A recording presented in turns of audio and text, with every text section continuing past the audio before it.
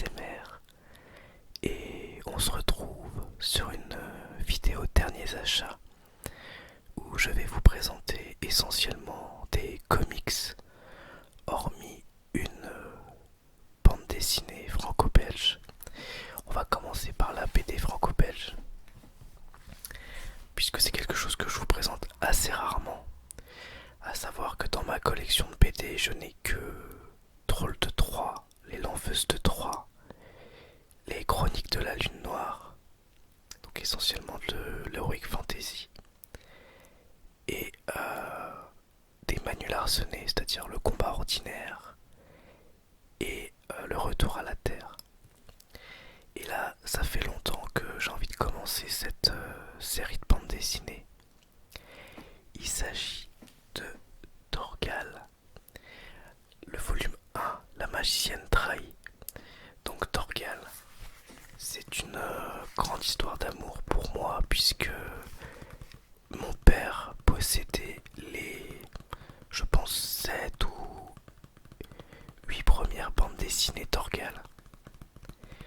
Et j'aimais beaucoup quand j'étais enfant et adolescent. Mais je n'ai jamais pu lire la suite. Et je me suis dit que j'allais commencer en tombant dans un magasin cash sur ce premier, je sais pas si on dit tome, volume, pour 1,50 €.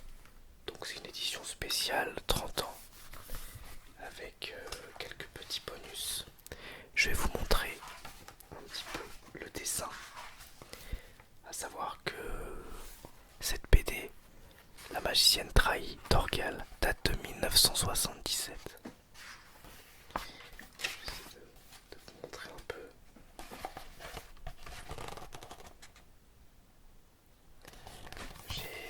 J'avais failli craquer pour l'édition intégrale noir et blanc collector. Mais les volumes sont quand même un peu chers. Donc, finalement, je vais opter pour l'édition un petit peu basique. Et les acheter entre, si possible, hein, entre 2 et 5 € si j'y arrive. Donc La magicienne trahie, Torgal. Donc ça se passe, c'est un espèce de mélange entre de l'heroic fantasy et de la science-fiction. C'est vraiment génial. On suit les aventures de Torgal, qu'on peut voir ici. Et plus tard, aussi de sa famille, sa femme et ses enfants.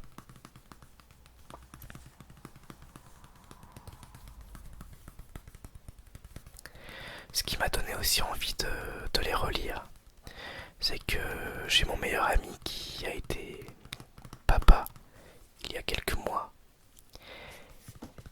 Et sa petite fille s'appelle Louve, comme la fille de Torgal. Et du coup on en a reparlé. Et ça m'a vraiment donné envie de les relire. Donc le volume 1, qui se compose de 2 histoires un petit peu indépendantes. Et ensuite on passe aux comics. Alors là, il y en a un paquet. Comme vous le savez, je suis un peu monomaniaque quand il s'agit d'achat. Et ça arrive souvent que je sois sur une période comics, une période manga, une période jeux vidéo, une période Blu-ray. Là on est dans la période comics. Donc je vais commencer par les comics en souple. Avec 2 sagas complètes Deadpool. La première c'est Fraction de seconde que j'ai eu à 2 € dans un magasin cash. Qui est assez cool. Donc c'est Cable et Deadpool. Relativement récent. Je vais vous mettre de l'autre côté pour que vous puissiez voir correctement. Assez récent. Et ça parle de voyage temporel. Et c'est un comics qui se moque pas mal du voyage temporel et de tous les délires que ça peut créer. soit au niveau de l'humour et des dessins. Même si au niveau de l'humour, j'ai une préférence pour le suivant que je vais vous montrer après. Bon, je vais vous montrer un petit peu les dessins. Franchement, les dessins de comics, c'est toujours génial. Toujours magnifique.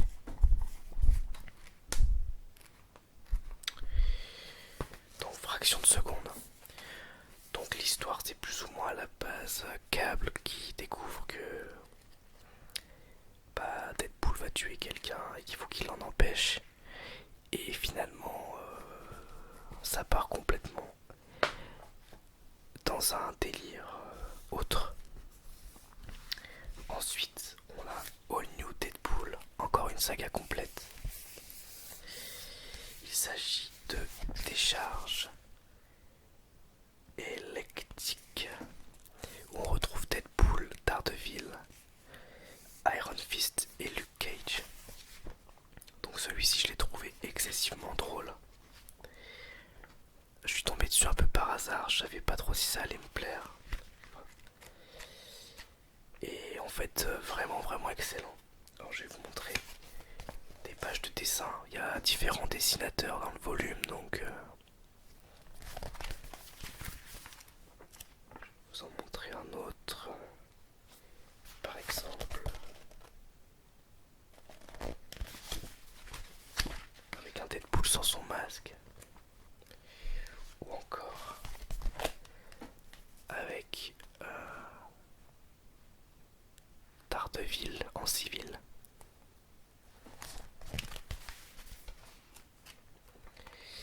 Donc là, ça parle de Daredevil qui est embauché comme mercenaire pour aider un homme qui a fait des bêtises avec des gangs. Et Daredevil va être aidé par ses collègues. Voilà, en gros, qui vont être un petit peu des faire-valoir pour lui, hein, parce que c'est vraiment lui qui est mis en avant.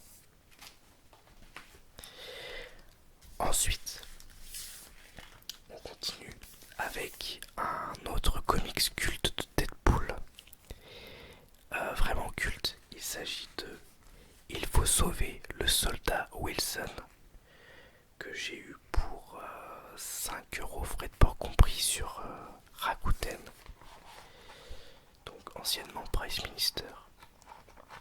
Bon, un petit peu abîmé à certains endroits, mais ça n'empêche pas la lecture et ça n'a pas beaucoup d'importance pour moi.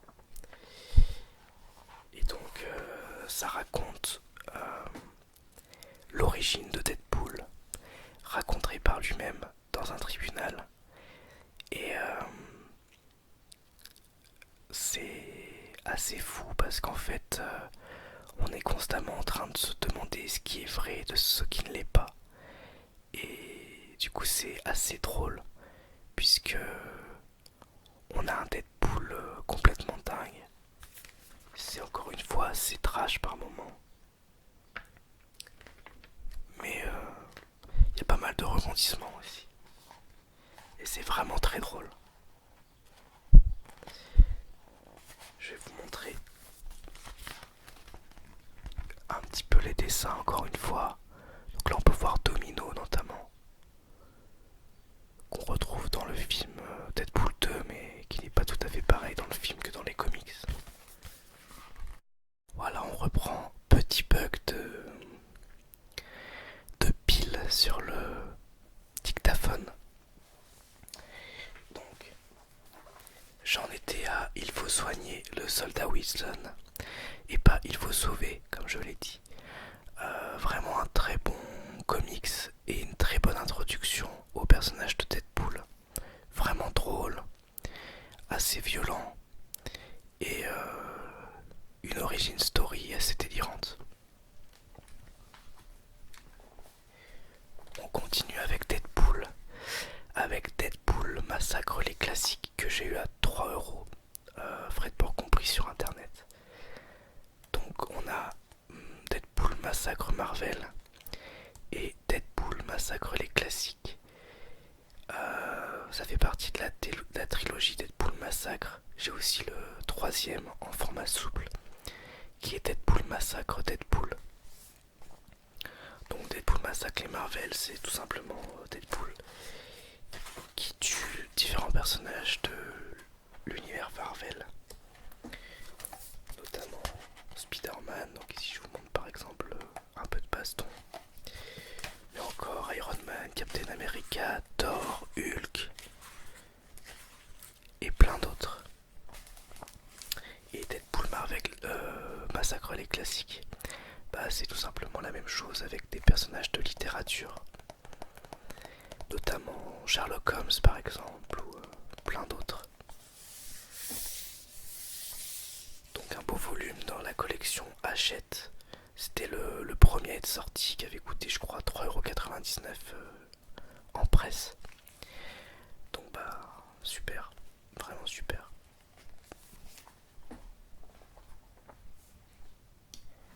Ensuite, on a deux autres comics que j'ai achetés hier pour 5€. Il s'agit de Chaos Team 1.1 et 2.1. Malheureusement, je n'ai pas le 1.2 qui se trouve entre les deux. C'est par saison. 1.1 et 1.2, c'est saison 1, 2.1, 2.2, saison 2. Même si le 2.2 n'est pas encore sorti. Donc il s'agit d'un comics, mais en soi, est-ce que c'est comics ou est-ce que c'est BD franco-belge, je ne sais pas, puisque les auteurs sont français. Mais je dirais comics, puisque c'est un format de type comics et des dessins qui font très comics. Je vais vous montrer par exemple. Donc c'est du post-apo, ça se passe après une attaque extraterrestre et il me semble qu'on suit une force des mercenaires, je crois, ou une équipe en tout cas de soldats. 4 ans après des frappes extraterrestres. Donc c'est écrit 5€, mais j'ai eu les deux pour 5€, soit 2,50€ le comics. C'est du post-apocalyptique, donc moi j'adore. Ça ne peut que me plaire. Chaos Team. Bah, je vais vous lire le synopsis, tiens, puisque c'est pas très connu. Donc, près de 4 ans après une frappe extraterrestre qui a détruit la majorité des forces armées et mis à genoux les gouvernements des différentes nations du globe, la Terre n'est plus qu'un vaste terrain de jeu pour ses nouveaux maîtres, anciens mafieux, criminels ou autres fanatiques religieux. Ces derniers, devenus désormais de véritables seigneurs de la guerre, font souvent appel à une entreprise de mercenaires et d'armement ayant survécu à l'invasion et à même de fournir hommes, armes, munitions, voire produits de première nécessité, Blackfire Industries. C'est dans cet environnement de chaos et de guerre que nous découvrons la Chaos Team, une unité de mercenaires liée à Blackfire et dirigée par John Clem en mission de protection à Grenade auprès du nouveau pape. Chaos Team donc, tome 1 et plus ou moins tome 3. Et on termine avec un pavé culte, Watchmen, que j'ai eu pour 10€, frais de port inclus. Malheureusement assez abîmé, contrairement à ce qui a été écrit dans l'annonce. C'était écrit très bon état. Donc Watchmen qu'on ne présente plus. Comics culte sorti chez DC Comics mais qui ne fait pas partie du DC Universe. Par Alan Moore et Dave Gibbons. Qui ne fait pas partie du DC Universe puisque ça n'a aucun lien avec Superman, Batman, etc. Ça ne se passe pas dans le même monde.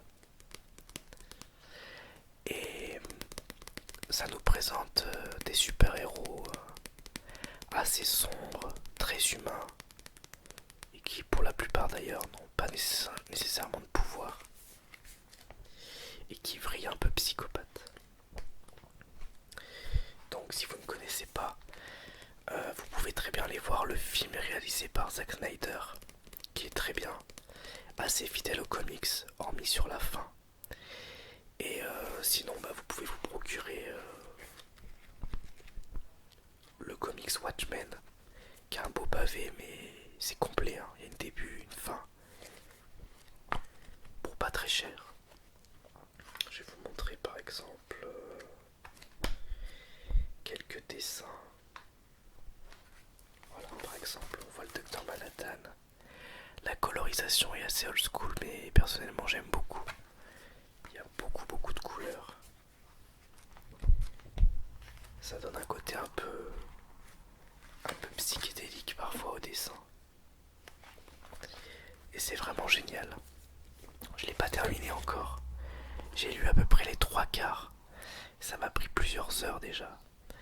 Donc c'est vraiment un très beau bouquin. Malheureusement, j'ai une édition à bas coût et pas mal abîmée.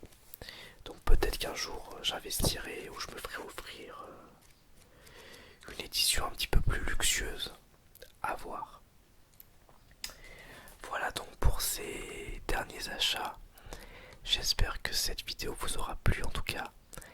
Et je vous dis à bientôt pour une nouvelle vidéo ASMR. Au revoir, merci à tous.